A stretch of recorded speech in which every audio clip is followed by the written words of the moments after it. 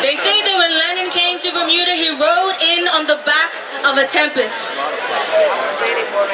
That thunder and lightning were doing their usual call and response.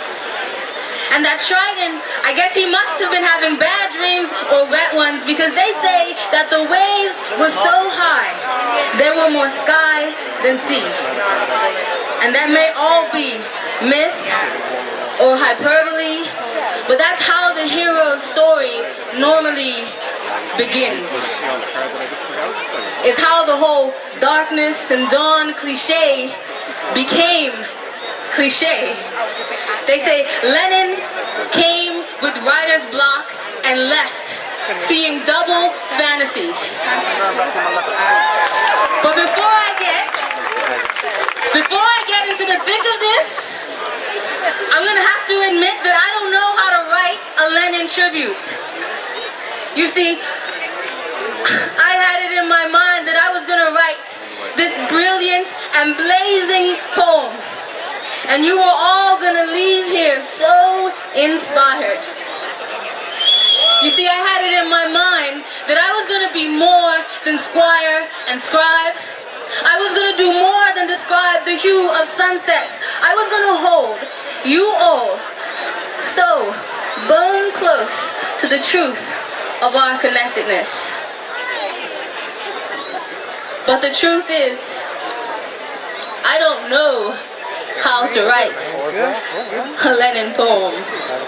And I've been stuck with writer's block for months, caught up in my arrogance, trying to huff and puff the love out of you like some hungry wolf.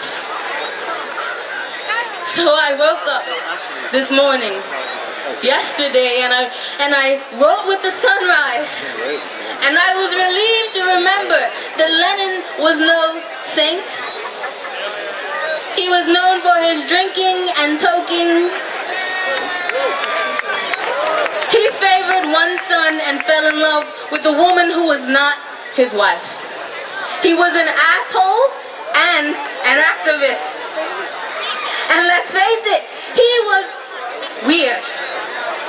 So weird that his weirdness gives hope to us all.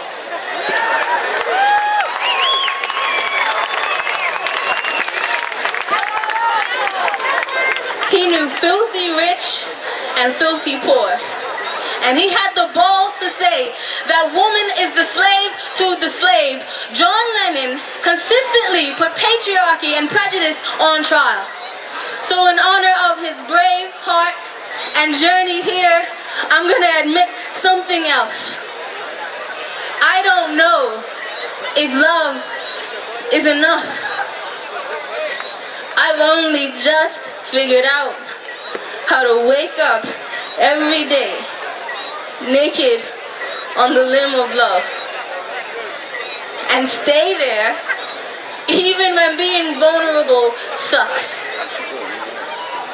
The truth is, I don't know if love is all you need, but it has always been the bravest, gentlest, sanest part of me.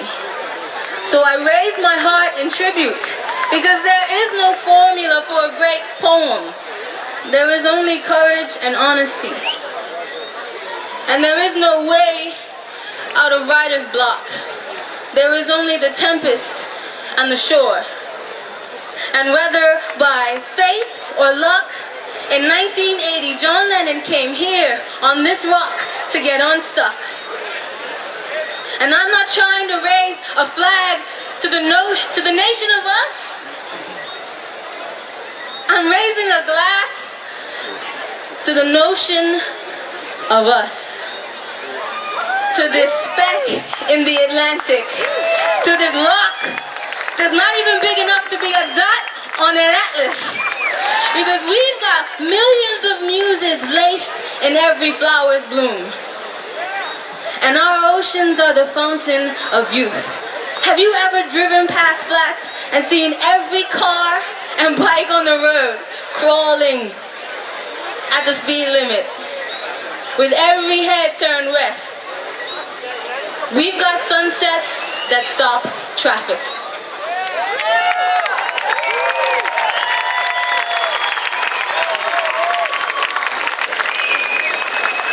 Literally.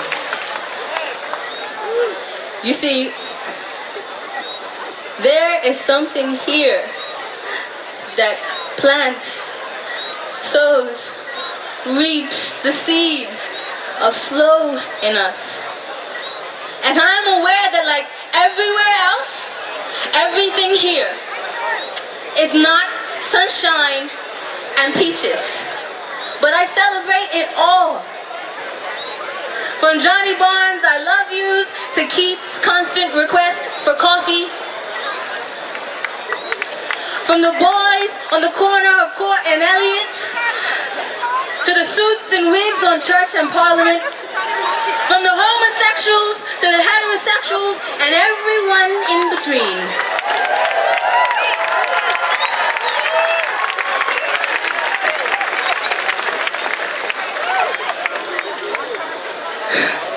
I celebrate it all.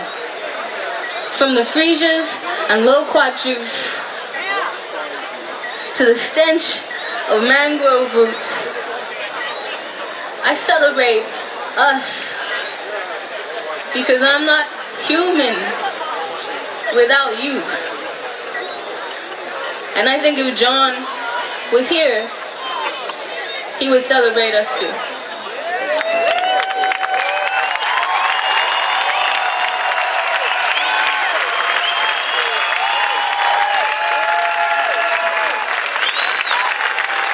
Thank you.